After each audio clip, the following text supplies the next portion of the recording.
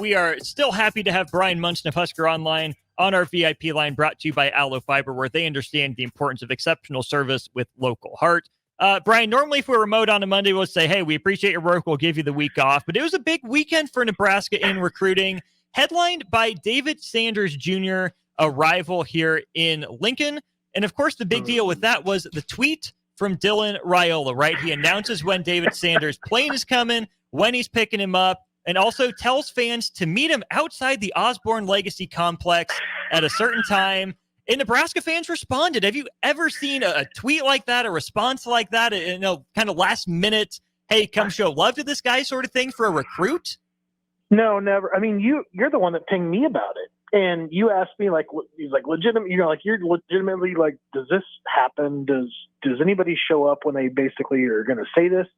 And I said, yeah, they're Nebraska fans. I mean, this is where Nebraskans get passionate. It's about their cornhuskers. And I have never, ever, ever heard about any other type of story like this before in my life. I don't even know what I can compare it to. I mean, every time you think that you've heard it before, like this is it, like that's the craziest story I could ever hear. Then you hear something like this.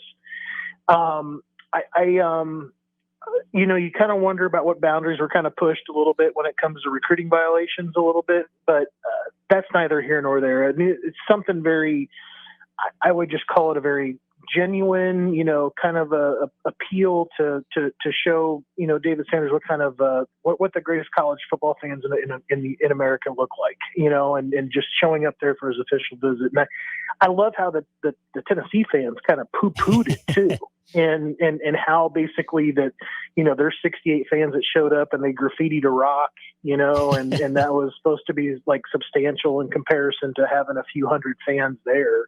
I mean, the family was getting approached in the airport based on videos I was seeing. They were all smiling. They were all enjoying their time. I've never, ever seen anything like that before. There's a lot of questions that come off of that, but I think the first one is, this only happens in Nebraska, right? Where you not only, have people show up on short notice, but where it's legit and genuine. Because I think what the Sanders family and David Sanders Jr. received is actually truly indicative of the experience at Nebraska, and the fans and the program weren't just putting on a show. Totally. I mean, that's like, that's like the saying goes, right? From the outside looking in, you can't understand it. From the inside looking out, you can't explain it. And that's really being a Nebraska Cornhusker fan in a nutshell. They can never understand, the hospitality, how they act in certain situations, how in this case right here, how they show up for their 17 or 18-year-old son who hasn't even committed to go to school there, trying to encourage him to come and give them a look about like what things could be like if he did come to Lincoln. So yeah, it's the biggest like window portal, to understanding what Nebraska could be like potentially for his son. I mean, he was a rock star. He was definitely treated like such, when he was there and showed up at the Tom Osborne Center. So that's for sure. A reception like that strikes me as, typically more appropriate for a recruit like Dylan Raiola.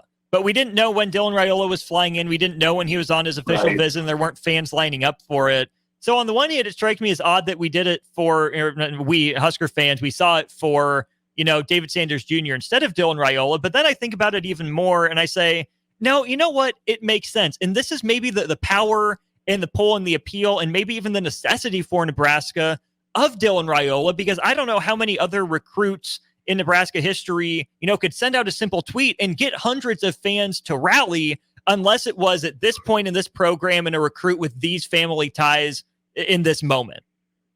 That's such a great question. Trying to think back here of anybody else who could have had that type of poll. And I'm really kind of coming up empty with thinking anybody else that could have done what Dylan did on such short timing and get to kind of turn out that he did.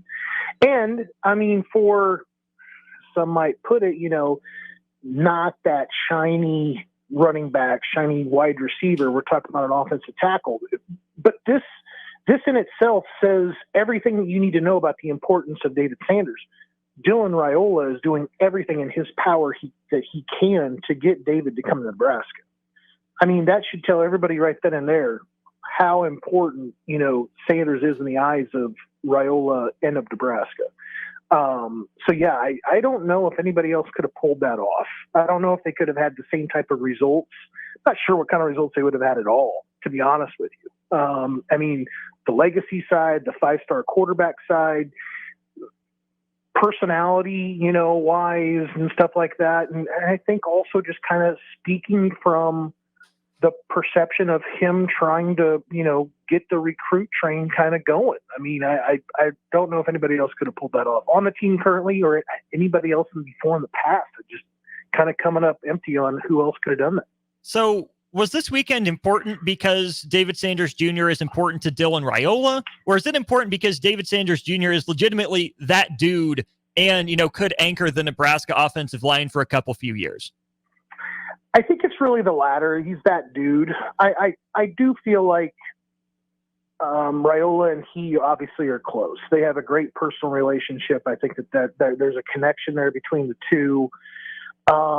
But this is the kind of guy, I think, in the eyes of the Nebraska staff and in the eyes of Dylan Raiola that, stepping foot on campus and really kind of just like getting up to speed, he could be just months out from potentially stepping foot on field basically as being a day one starter. I mean, I think that he's a 5-star plus guy. I mean, he is the number 2 player in the country, number 1 player at his position. He's as good as they come. He's a 98.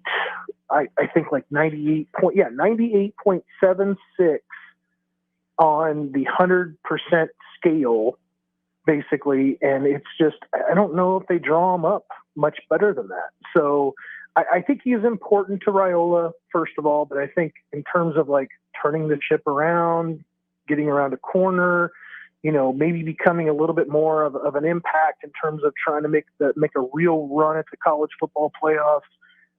I think he's that kind of pivotal piece, kind of putting the right blocks in front of Raiola to kind of get the team to that point. A couple more for you here, Bryan. Normally I wouldn't go to the text line, but I think you and I have had enough conversations here that we can bounce back and forth on this one. Texter says, Dylan going after all these offensive linemen shows you what he thinks of the current bunch. He's recruiting for his life and his uncle's job. And I think that's straight up unfair given the work that Nebraska did, just last year with Pyle and Bricks. And then the gets of, Gatula and Sledge, the development of Justin Evans. I don't think that's a fair take by that texter at all. I don't think Dylan's doing anything more than saying, hey, you're my friend and you're a good player. Let's team up. Well, I think, and Ben Scott goes to Big Ten Media Days. I think everybody kind of feels like, Bryce Benhart rejuvenated his career at Nebraska last season. I think everybody understands, that things couldn't, the injury situation with Prohaska and Corcoran, it provides huge kind of question marks with what's kind of going on with those two guys, and hoping that they can both kind of bounce back and finish everything out, with their time there in Lincoln. I think what this really is, there is an interesting take about Uncle and getting him there and landing the next guy. Last year's class was no slouch. I mean, the one guy that you didn't mention that I feel like might even get on the field the soonest is Gibson Pyle.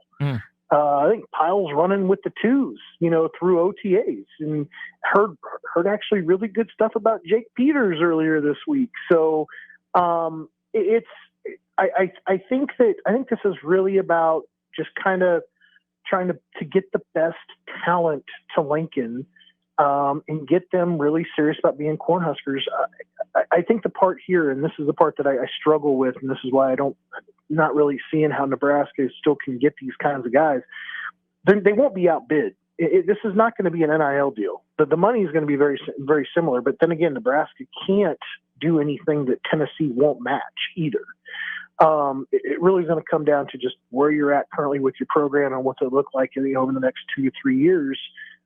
With him once he gets there. So he's not going to want to go someplace where they're still trying to to get bowl eligible. I mean, that's really what it comes down to, I think, in the end. Then the last one for you, Bryan, is Isaiah Mozee. Are you sensing any momentum for Nebraska with him, or is that just a figment of my imagination? No, there's definitely some momentum there. I mean, it's his second time getting there in 6 weeks. It's his third time this year. A lot of things have changed basically since his time where he committed in mid-April to Dan Lanning in Oregon. His dad now works for Nebraska, works under Matt Rule. Catching up with Isaiah this weekend was really, really valuable for me to kind of get some perception and some kind of understand like where he's kind of at with things. I think things are going to get uber complicated, for him. I mean, you're walking away from a program that has lost a couple of commitments here recently, but, arguably still a top 5 kind of recruiting class in the country. I think that, family here is tough to kind of deny for the Cornhuskers, and plus you're 2 hours away from home, and there's a lot of upside here. And I think he obviously does feel a connection to the Nebraska staff. It was the Oregon staff. It was Dan Lanning and the relationship that Lanning had with his father that really kind of helped out with kind of getting Mozee to kind of commit to Oregon in the first place. Now you've got this connection with Dad there, with Rule there. I think that they see some real interesting ways to get Mozee involved in the offense. He would be an early, be in a position for early playing time there at Nebraska. There you have it. Bryan Munson of Husker Online, our guest, filling us in on a busy recruiting weekend for the Huskers. Bryan, thanks for finding some time for us on a different day. Fall camp starts tomorrow. Hope we can catch up next week. We're almost there, buddy. We'll talk to you next week.